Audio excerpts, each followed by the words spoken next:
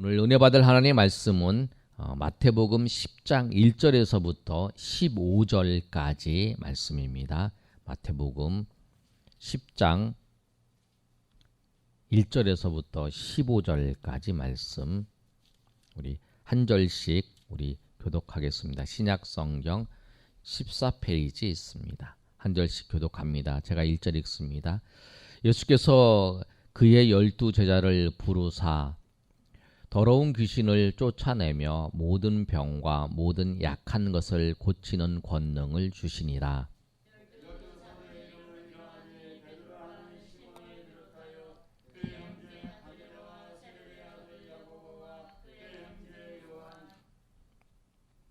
빌립과 바돌로메, 도마와 세리, 마테, 알페오의 아들 야고보와 다데오,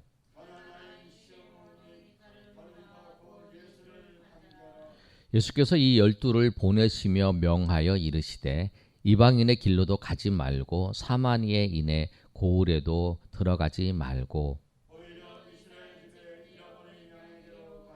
가면서 전파하여 말하되 천국이 가까이 왔다 하고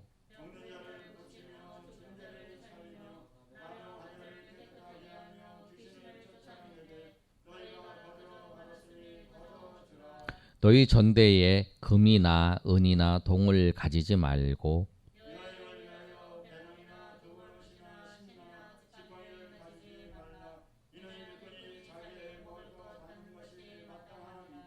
어떤 성이나 마을에 들어가든지 그 중에 합당한 자를 찾아내어 너희가 떠나기까지 거기서 머물라.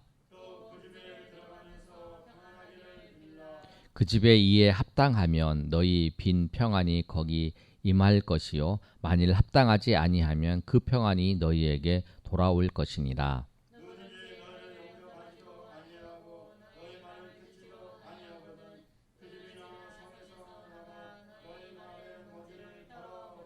15절 다 같이 읽습니다. 내가 진실로 너희에게 이르노니 심판날에 소돔과 고모라 땅이 그 성보다 견디기 쉬우니라. 아멘. 우리가 마태복음 5장, 6장, 7장은 산상수훈이었습니다. 그리고 8장, 9장의 말씀은 예수님께서 10가지 이적을 행하신 그 내용을 통해서 하나님의 나라가 확장되어 나가는, 하나님의 나라가 선포되는 그 내용이었어요.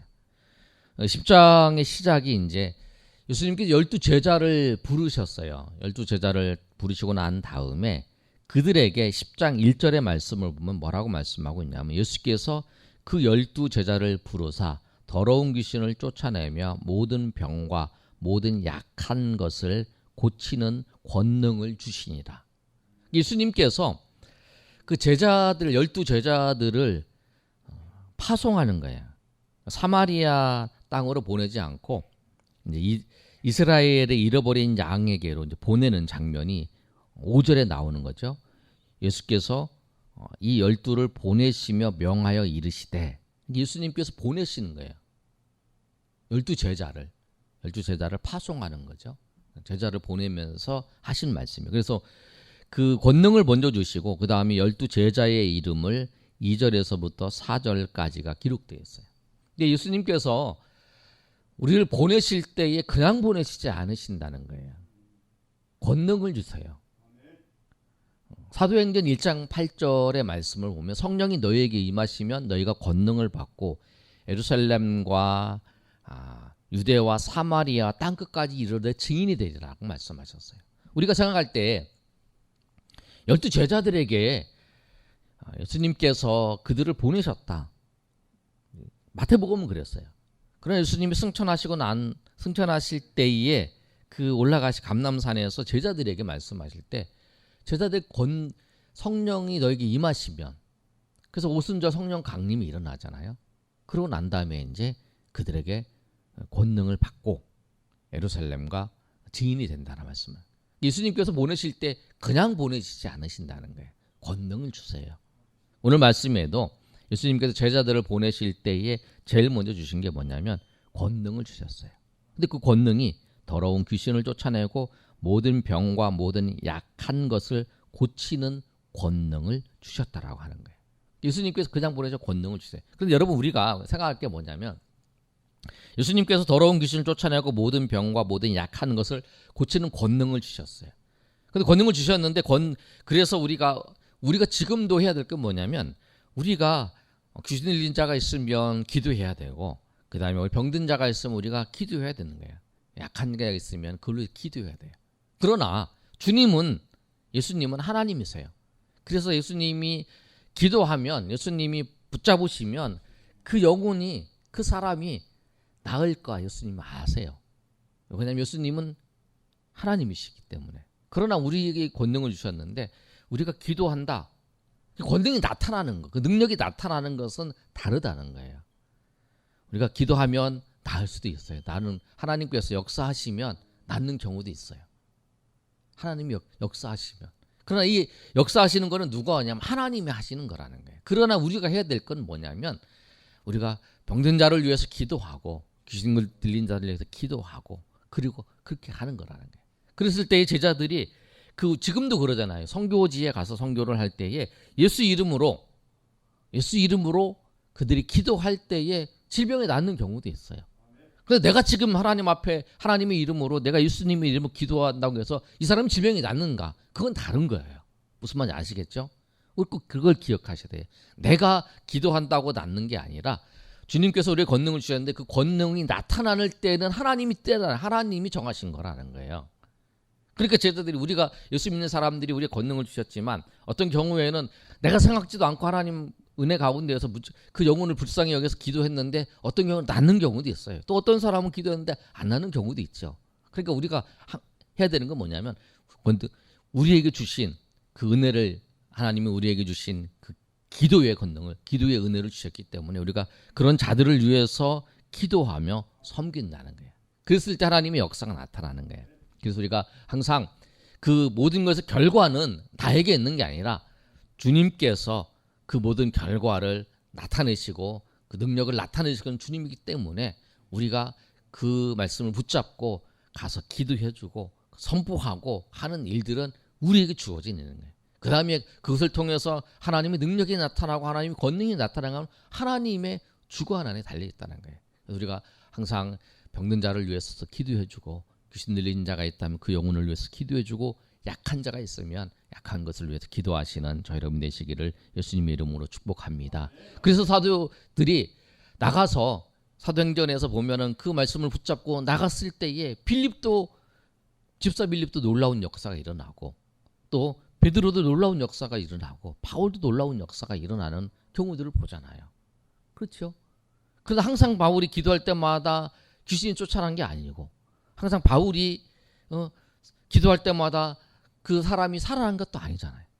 왜? 하나님이 선교의 그 복음을 전파하는데 그 능력이 나타날 것을 필요하실 때에 성령께서 그렇게 역사하시고 인도하시는 거예요. 그러니까 우리가 순종하는 마음으로 주의 복음을 들고 나갈 때 권능을 주셨다는 것을 알고 하나님이 어떻게 우리를 통해서 역사하실지 모르기 때문에 우리가 날마다 하나님의 은혜 가운데에서 순종하며 날마다 나가시는 저희 여러분 되시길 소망합니다. 그래서 이 권능을 주시고 그 권능을 주신 예수님께서 이 제자들을 12제자들을 보내십니다. 보내실 때에 누구한테 보내시냐면 이방인의 길로도 가지 말고 사마리아인의 고을에도 들어가지 말고 오히려 이스라엘 집에 잃어버린 양에게로 가라. 이렇게 말씀하세요. 그러니까 우리가 예수 믿고 난 다음에 제일 먼저 복음을 전해야 될 사람은 누구냐면 나와 가까운 사람들이라는 거예요. 가까운 사람들에게 복음을 전하는 거예요. 복음을 전하고 그 다음에 사마리아 사람 이방인에게 복음을 전하는 거죠. 그러니까 예수님 말씀도 그러잖아요. 사도행전 1장 8절의 말씀은 내가 권능을 받고 예루살렘과 유대와 사마리아 땅끝까지 이 관계를 넓혀가는 거잖아요. 내가 아는 사람. 예수님도 복음을 예수님이 천국 복음을 전파하실 때 어디 가서 하셨냐면 우리 9장에 말씀이 있는 것처럼 예수님께서 회당에 가셔서 하셨어요. 왜 그러냐면 같은 유대인, 같은 민족이었던 그들에게 가서 복음을 전했다라는 거죠. 그래서 우리가 복음을 전할 때에 우리가 멀리 가서 선교할 수도 있어요. 그러나 내 주변에 내가 만나는 사람, 내 가족, 내 만나는 사람을 항상 마음에 품고 그 영혼을 항상 주님 앞에 내가 인도해야 된다라고 하는 사실을 내가 첫 번째로 그들을 인도해야 된다는 거예요. 그래서 먼저는 바울도 그랬잖아요. 먼저는 유대인에게요, 그 다음에는 헬라인에게다라고 말씀한 것처럼 우리 선교의 복음을 전할 대상은 가까운 우리의 가족, 이웃이라는 것을 오늘 본문을 통해서 말씀을 하고 있어요. 그들에게 전할 거는 거잖아요. 전하는 건 뭐냐면 7절에 있는 것처럼 가면서 전파하여 말하되 천국이 가까웠다. 천국이 가까웠다는 거예요. 천국이 가까웠다라고 하는 것을 전하는 거예요. 여러분 우리에게도 그러잖아요. 우리 예수님이 언제 재림하실지 몰라요. 내일 재림하실 수 있고 10년 후에 아니 100년 후에 그 시기는 아무도 모르는 거예요. 그 천국 이때도 천국이 언제 올지 모르는 거죠. 그러니까 그 천국이 우리가 죽음을 직면할 때에 지옥이 아니면 천국으로 가는 거잖아요. 그러니까 언제 나에게 이 죽음이 찾아올지를 모르는 거예요. 태어나는 건 순서가 있어도 그러니까 그 진리가 그거잖아요. 태어나는 건 순서가 있어도 가는 거는 순서가 없잖아요. 80 먹은 사람, 90 먹은 사람이 먼저 가는 게 아니라 어린 아이도 먼저 갈 수도 있잖아요. 이게 누구든지 하나님 앞에 설 수 있다는 것을 꼭 기억하시고 우리가 그 사람에게 천국이 얼마 남지 않았다는 거, 누구에게나 천국이 가까웠다 이라는 거, 하나님 앞에 서는 날이 가까웠다라고 하는 거. 예수님의 십자가의 죽으심을 통해서 이제 천국 길이 열렸다라고 하는 걸 예수님이 선포하시는 거지만 이제 우리에게 있어서는 이 죽음의 그 누구에게나 찾아오는 그것에 의해서 주님 앞에 서야 될 그 날이 오기 때문에 항상 우리가 그걸 전해야 되는 거죠. 누구나 다 주님 앞에 서야 된다는 거예요. 누구나 다 천국에 가야 된다는 거죠. 천국이 다 가까이 있다는 거예요. 사실을 이들이 가면서 복음을 전하는 거죠. 예수 믿어야 천국을 간다. 천국이 우리에게 언제든지 우리가 주님 앞에 설 수 있기 때문에 그래서 우리가 항상 한가래 내가 오늘 건강하고 있다. 건강하다고 해서 내가 건강하지 못한 사람보다 저 병원에서 이 중환자실 있는 사람보다 먼저 하나님 앞에 설 수도 있잖아요. 왜? 우리가 죽을 수 있는 그 가능성이 이제 그렇게 말씀을 하잖아요. 1000가지의 그 하루를 살면서 1000가지의 요소가 있는데 1000가지의 그 화살을 우리가 다 피해서 오늘 사는 건 뭐냐면 그 1000가지의 요소가 나에게 다 비껴갔기 때문에 내가 사는 것이다 라고 얘기하는 사람들이 있어요. 그만큼 우리가 누구든지 다 하나님 앞에 쓸 수 있다는 사실을 알고 천국의 복음을 전하는 거예요. 그래서 이들도 가면서 천국에 대해서 복음을 전하는 거죠. 그러면서 이 제자들이 복음을 전할 때에 가면서 이제 전도자들의 이제 하나님의 사역을 하는 사람들에 있어서의 그 어떻게 해야 되는지 오늘 본문의 말씀을 통해서 말씀하고 있는데 8절의 말씀은 이렇습니다. 우리 8절 한번 읽어볼까요? 시작. 병든 자를 고치며 죽은 자를 살리며 나병을 깨끗하게 하며 귀신을 쫓아내되 너희가 거저받았으니 거저주라. 병든 자를 고치고 죽은 자를 살리고 나병 환자를 깨끗하게 하며 귀신을 쫓아내며 너희가 거저받았으니 거저주라는 거예요. 그러니까 우리가 받은 모든 것이 내 것이 아니고 하나님이 주신 거죠. 하나님의 은혜 가운데서 우리가 구원을 받았어요. 그리고 구원을 거저 받았으니까 또 우리가 이 구원받은 이 은혜의 복음을 거저 전하는 거죠. 내가 저 사람한테 무엇을 얻기 위해가 아니라 내가 거저 받았어요. 내가 아무 그 공로 없이 아무런 거 없이 하나님께서 나를 불쌍히 여기셔서 나를 구원하셨다는 거예요. 그래서 내가 복음을 전하는 거죠. 그래서 내가 거저 받기 때문에 나도 거저 전하는 거죠. 그래서 그 전하는 것 때문에 내가 복음을 전하는 것 때문에 내가 하나님의 일을 하는 것 때문에 내가 어떤 이익을 얻는 것이 아니라 내가 거저 받았기 때문에 거저 주는 거죠. 오늘 말씀에도 그러잖아요. 병든 자를 고치는 것도 죽은 자를 살려내는 것도 환자를 깨끗하게 하는 것 귀신을 쫓아내는 것도 예수님께서 그저 이 제자들에게 주신 거잖아요. 그러니까 그들도 그거 했다고 그래서 돈을 받는 것도 아니었잖아요. 제자들의 모습도. 그러니까 우리가 그렇다는 거예요. 우리가 다른 사람에게 병을 내가 만약에 기도해서 병을 나았다. 그래서 그것 때문에 내가 돈을 받는 게 아니잖아요. 왜? 하나님께서 나에게 하나님의 능력이 나를 통해서 사용되었던 것 뿐이지 내가 하는 게 아니기 때문에 내가 거저 하나님 나를 그냥 통로로 사용하신 거지 내가 능력이 있어서 그런 게 아니기 때문에 그런 거예요. 그래서 우리가 거저 받았기 때문에 거저 줄 수 있는 거예요. 그런데 이제 그런 자세로 우리가 섬기라는 거예요. 우리가 하나님 앞에 섬길 때에 우리에게 주신 모든 물질이나 우리에게 주신 생명이나 우리에게 주신 모든 것이 다 하나님께서 거저 주신 거예요. 우리 구원도 거저 주셨고 우리에게 필요한 모든 것도 공급하신 것도 하나님께서 거저 주셨다는 거예요. 그래서 그것을 하나님 앞에 섬기면서 나아가는 모습이죠. 그러면서 이 하나님 일을 하는 이 전도자들이 자세에 대해서 말씀하고 있는데 9절을 보면 9절과 10절의 말씀을 보면 이렇게 말씀하고 있어요. 우리 한번 읽어볼까요? 시작. 너희 전대에 금이나 은이나 동을 가지지 말고 여행을 위하여 배낭이나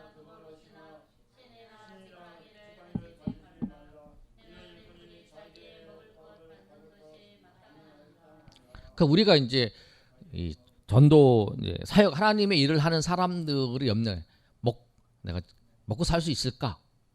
그래서 우리 주님 말씀이 그게 아니잖아요. 주님 뭐라고 말씀하시냐면 네가 하나님의 나라를 위해서 복음을 전파하며 살아가는 데 있어서 네가 나가서 하는데 너희 전대에 금이나 은이나 동을 가지지 말라. 여행을 위하여 배낭이나 두벌옷이나 신이나 지팡이를 가지지 말라. 그게 무슨 말씀이냐면 여행하는데 꼭 필요한 거예요. 그리고 돈이 있어야 되는 거죠. 그런데 그걸 안 가져도 된다 이거야. 왜? 그 다음 말씀이 중요한 거예요. 이는 일꾼이 자기의 먹을 것을 받는 것이 마땅합니다. 하나님의 나라를 위해서 섬기는 자, 하나님이 돌보신다는 거죠. 하나님께서 그 일꾼을 하나님께서 돌봐주신다는 거예요. 그 바울도 고린도전서에 이렇게 말씀하잖아요. 그 일꾼이 그 삭을 받는 것은 당연한 거다. 그런데 그래서 교회에서 목회자를 섬기고 전도하는 사람을 섬겨라. 그렇게 말씀하잖아요. 그런데 또 무슨 말씀을 하냐면 그렇게 섬기지 않을지라도 하나님께서 하나님의 손길로 하나님께서 자기의 백성을 자기의 하나님의 사람을 하나님께서 인도하신다는 거예요. 우리가 엘리야의 수요일날 지난주 수요일날 엘리야에 대해서 말씀을 받습니다. 엘리야가 그 아합 북이스라엘 땅에 그 비가 오지 않을 것을 선포를 했어요. 그런데 그가 이제 그 아합 왕에 쫓겨다니는 신세가 된 거예요. 그런데 하나님께서 그를 어떻게 먹이시냐면 그리시네가로 가라고 말씀하셔서 그 그리시네가에서 까마귀를 통해서 하나님께서 떡과 고기를 엘리야에 공급하세요. 그리고 이 그리시네가가 말랐어요. 비가 안 와서. 그래서 이제 물이 없어요. 그랬을 때 하나님께서 어떻게 하시냐면 이 엘리야를 어디로 가냐면 사르밧에 가서 그 사르밧 과부를 통해서 공개를 받으라 이렇게 말씀하세요. 그러니까 엘리야가 가잖아요. 근데 사르밧도 어떤 동네냐면 그 말씀드린 것처럼 이세벨이 그 바알과 아세라상인데 아세라 그 여신이 가장 그 왕성한 그 중심 도시가 그 우상의 도시가 그 땅이라는 거예요. 근데 그곳에서 누구를 엘리야를 공개할 사람을 하나님께서 준비시켜 주신다는 거예요. 하나님은 하나님의 일꾼을 하나님께서 책임져 주신다는 거예요. 여러분 보세요. 생각을 해보세요. 예전에 그 사람들이 있어요.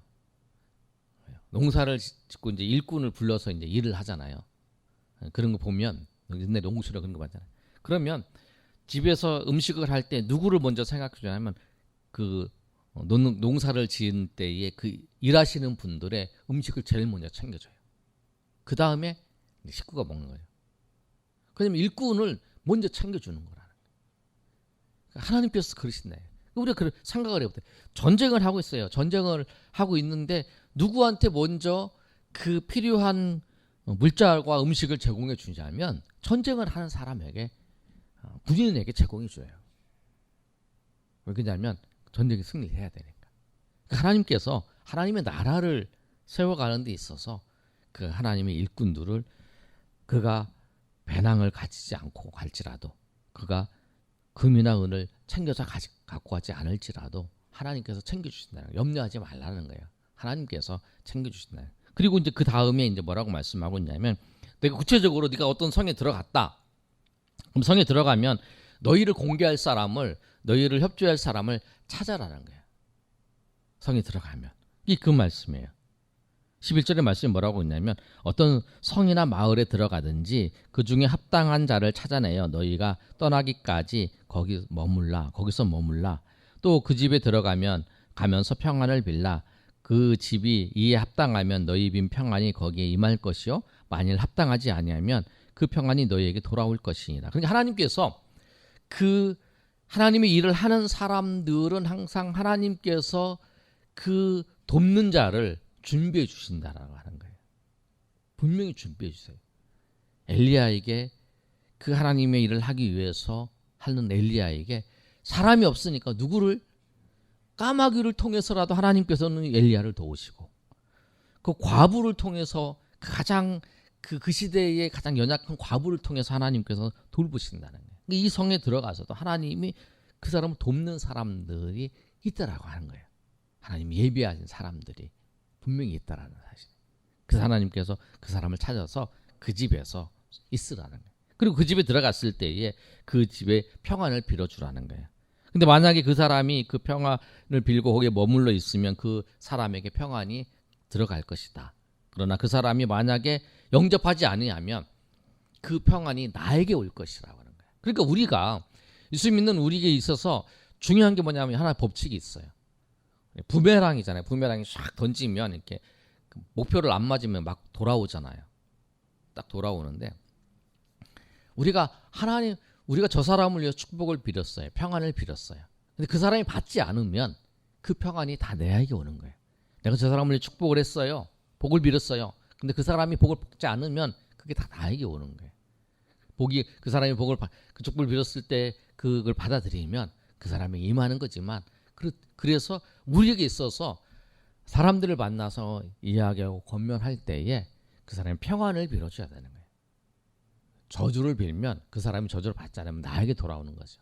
그러니까 우리가 항상 사람들을 만나면 그 사람의 복을 빌어주고 축복을 받고, 그리고 그 사람에게 평안을 빌어줘야 되는 거예요.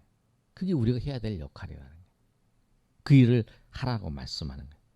영접하지 아니하면 그 사람의 집에 먼지를 털어서 나오면 된다. 너무 아무 생각하지 말고, 그 사람이 너를 영접하지 않는다. 그러면 거기 그냥 나오면 돼. 그 사람이 생각하지 말고 다른 집에 또 찾아라. 그렇게 찾아가는 거죠, 우리가. 그리고 오늘 이 말씀처럼 우리가 정리를 하면 이렇습니다. 예수님께서 보내실 때에 우리를 부르셔서 그 사명의 자리로 부르실 때에 그냥 보내시지 않는다는 거예요. 그리고 우리를 같이 섬길 사람을 보내시고, 또 우리가 그 일을 감당할 수 있도록 주님께서 일꾼에게 자기 먹을 것이 받는 것이 마땅한 것처럼 하나님께서 하나님의 일꾼을 살리시고 또 인도하시고 하나님 지켜주시고 또 함께 하신다는 것을 아시고, 정말 여러분이 정말 하나님의 사람으로서 그 일을 감당할 때에 주님께서 주의 일꾼들을, 주의 사람들을 하나님께서 돌보시고 인도하신다는 사실을 알고 날마다 하나님의 뜻에 합당한 은혜 가운데에서 그 일을 감당해 나가시는 저 여러분 되시기를 예수님의 이름으로 축복합니다. 아멘.